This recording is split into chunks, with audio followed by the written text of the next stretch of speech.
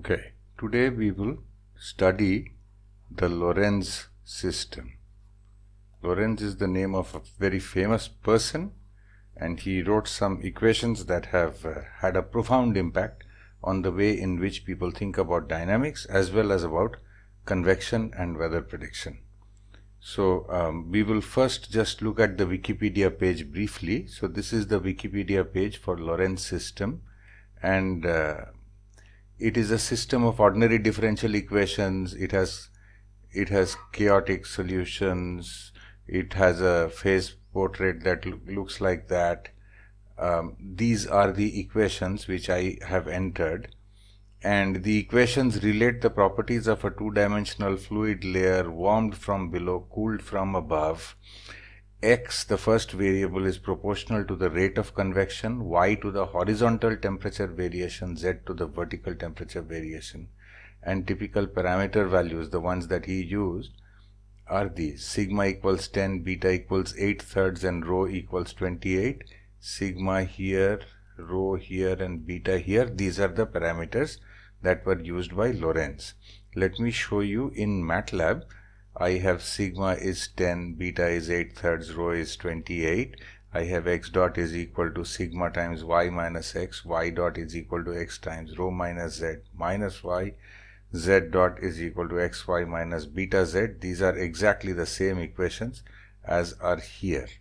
Okay, so now let me show you some solutions, for which I will minimize that, and I will have my integration accuracy set to something reasonable.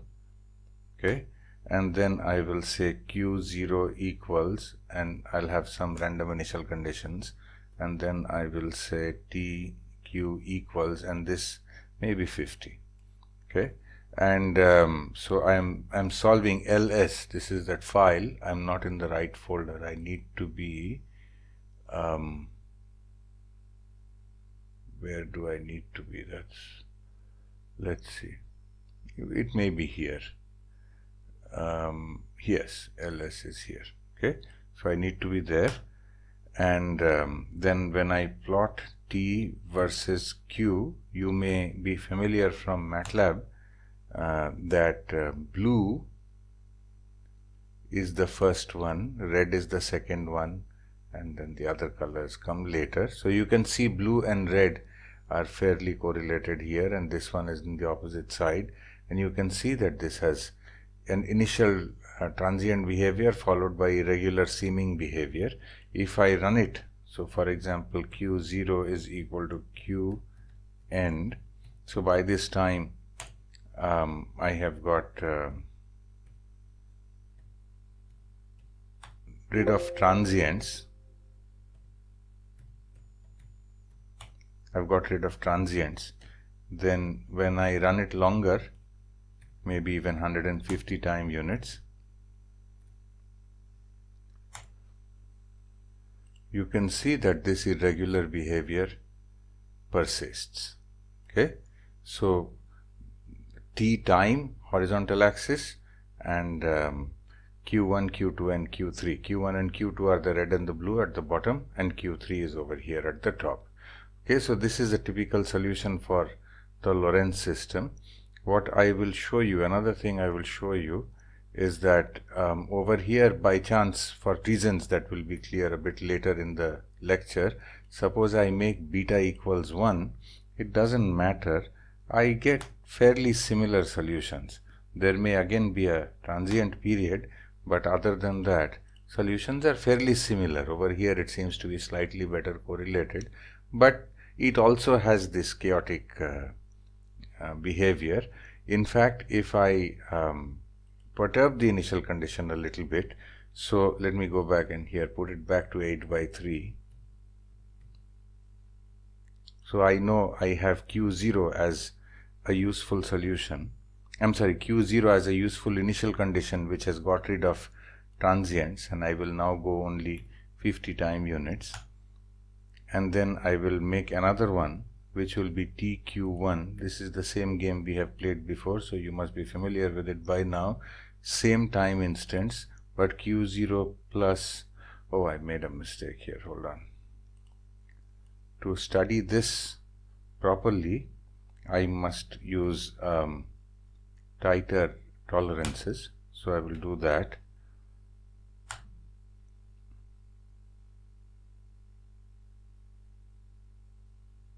And then I'll run another one, which I will call Q1. The time instants must be the same. This will be a slightly perturbed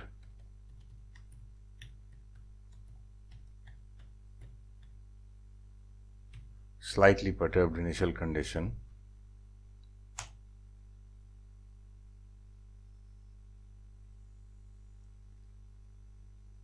And then if I do semi log y t, and then I say abs y,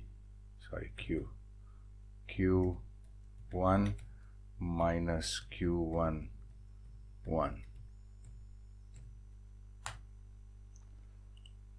And here it is, you see again this on average. See, for a while it was going down, but it goes down, goes up, but on average there is exponential separation until there is a separation comparable to the size of the overall dynamics or the attractor. You see, this is at 35. When I plot them together, you will see that is when the trajectory is visibly separate. So if I do plot T, Q, T, Q1, then you will see that about 35 is when they have completely separated. Over here, these trajectories, they just lie right on top of each other. Come on, here. Over here, these trajectories lie right on top of each other. On the graphing accuracy, you can't tell them apart, but over here, they have separated. Okay, so the trajectories have separated. See, these two and these two are now far apart. Okay, so we have seen that there is a chaotic dynamics, we have irregular looking dynamics, we have seen that there is approximately exponential separation of nearby trajectories. We have observed that the Wikipedia page says this is from convection. There is a whole big history for this, but we are not going to do that. What I will show you is a simpler derivation of equations that look like the Lorenz equation. And for that we will come here. And so what we will do is, this one we have seen equations on the web. They're very popular, so no problem. Now what we will do is a Lorenz-like system, which is much easier. Okay, and what we will do here is the following. We will think of a circular pipe,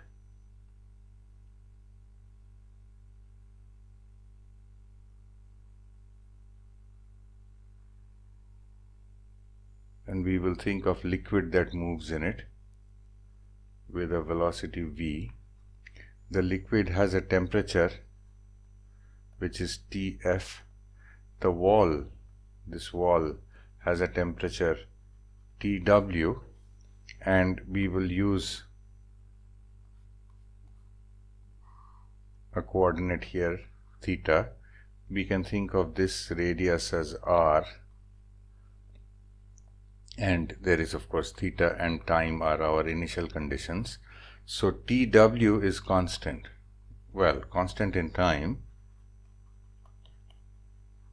So we'll say Tw is equal to minus T0 sine theta. What does that mean?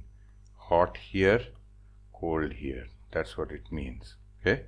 Now we will also say that there is a rate of change of temperature. So when we say dTf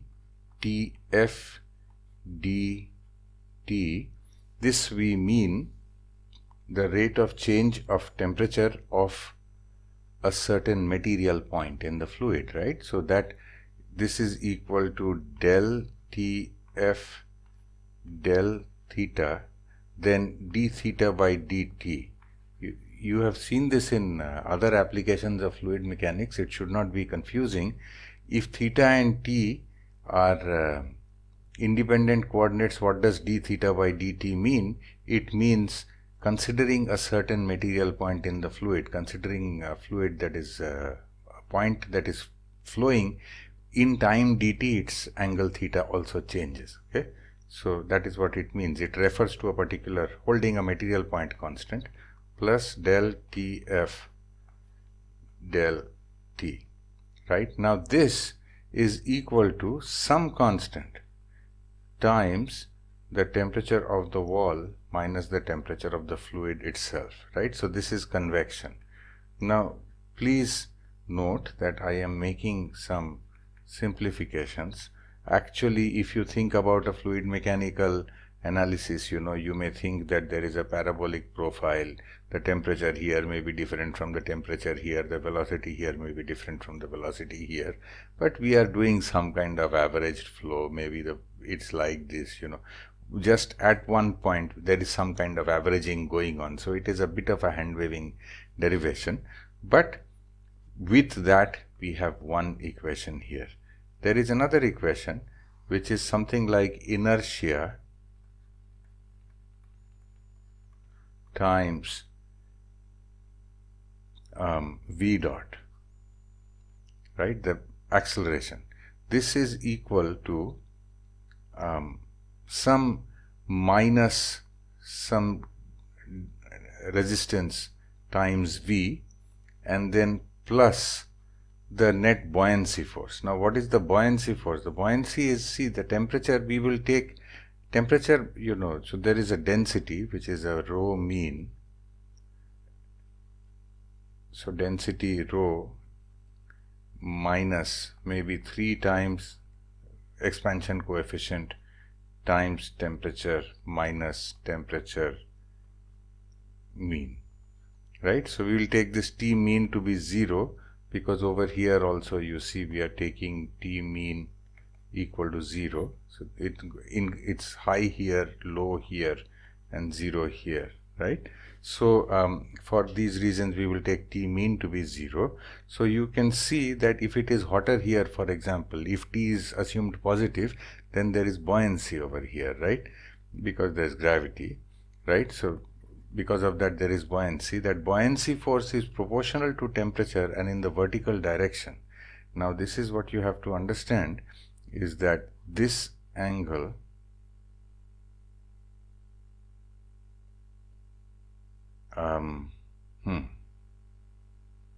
so this angle is theta, this is the buoyancy force. I want this component.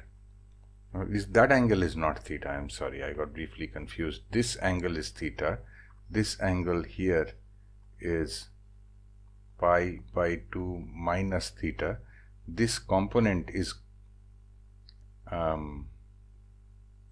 sine of pi by 2 minus theta, which is the same as cos theta. Okay, and so the buoyancy force, apologies for that, so buoyancy force, this is some other constant, let me say A times the integral of the temperature itself, Tf cos theta d theta from 0 to 2 pi. Okay, all right, and then once I divide through by this, then I'll get some other constants, and so I'm going to write it as dv dt is equal, let me see what I had in my maple file, if you don't mind, A times this one, which is the buoyancy term,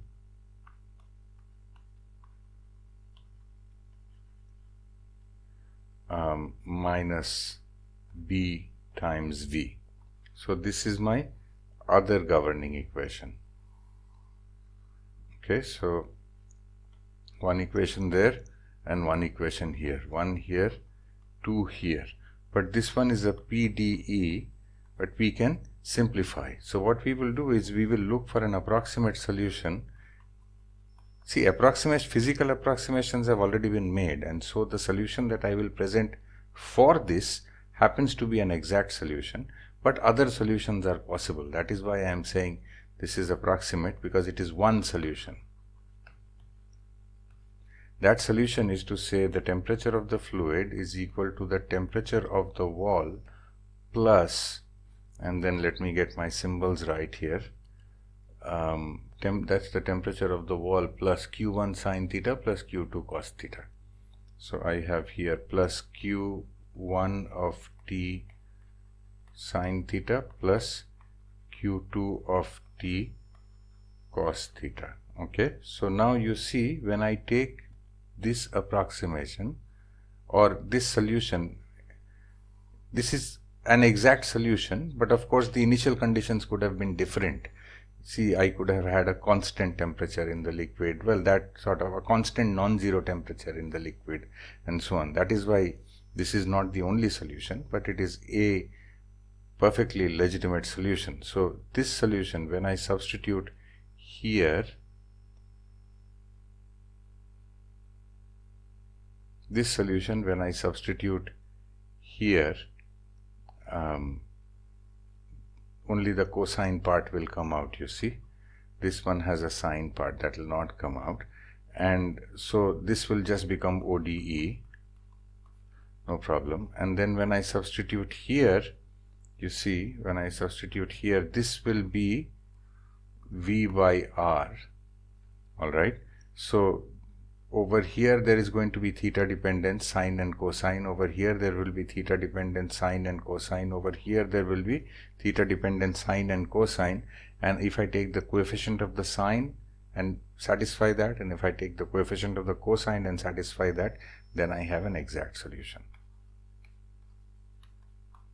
Of course, I have an exact solution only to these equations which represented approximated physics, but still those are the solutions.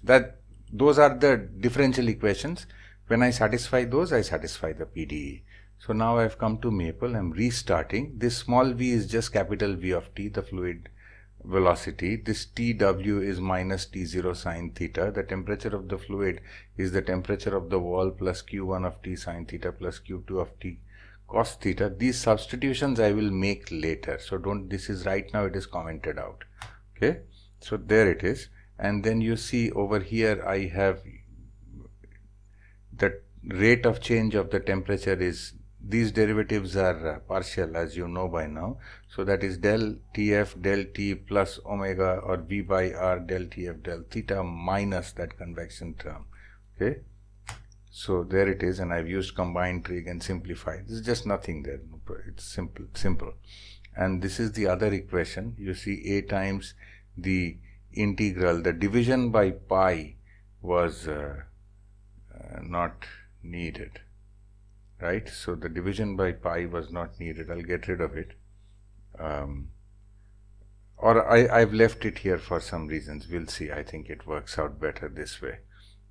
You can think of the pi as being absorbed in the A, but otherwise you will agree that it is the same equation that I had. And then yeah, the pi sort of gets rid of some unnecessary parts here. And now I look at this E1 and I pull out the cos theta part, which is here, and I pull out the sine theta part, which is here, and these are my equations. Now what I'm going to do is V is the fluid velocity, you see. So when I look at the fluid velocity over here, you see x, let's see now, x is proportional to the rate of convection. So V should be x. That is why I am putting V equals x. Okay.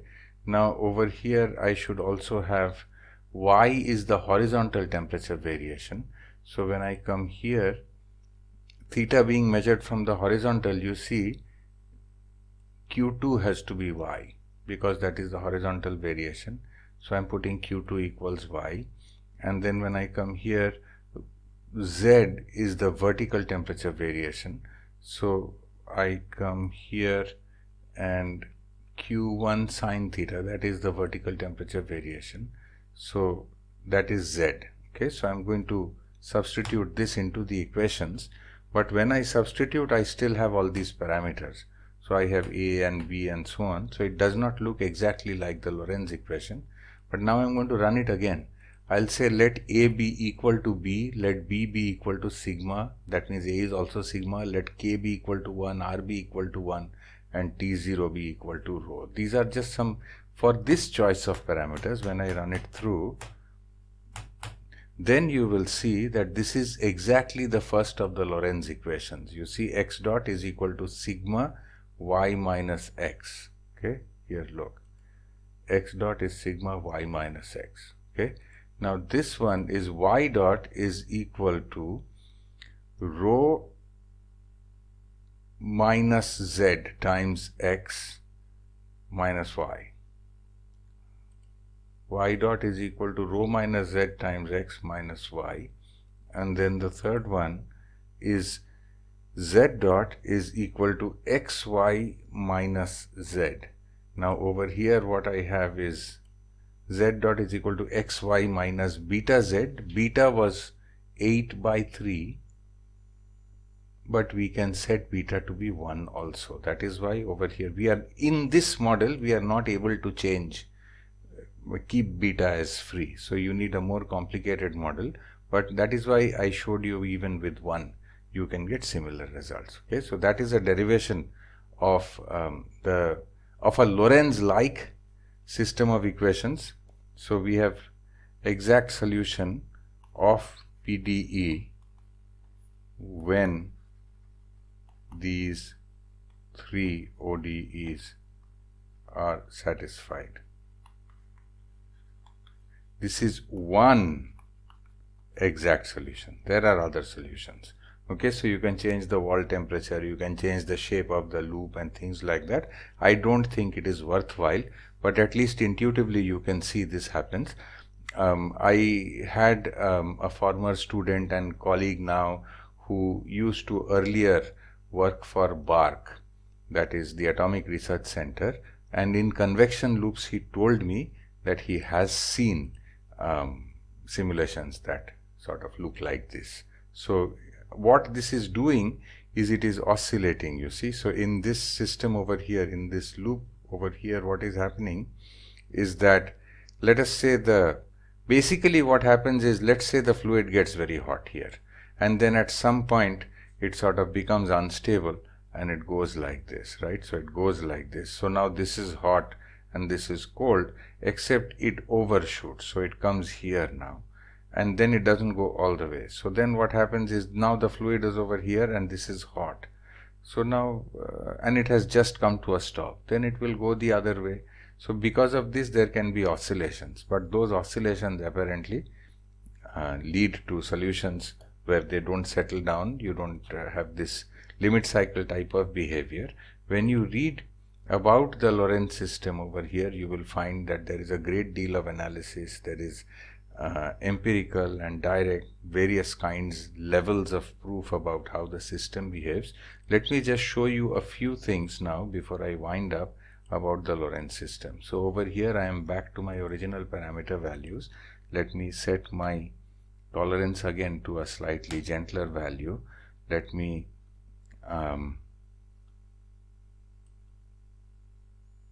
use the initial condition that I had, and then let me use 0, 300.